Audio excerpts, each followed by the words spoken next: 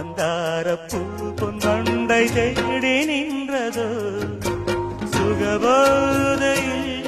இந்த சுபவேளையில் நல்ல தேனாற்றில் நீராட்டவா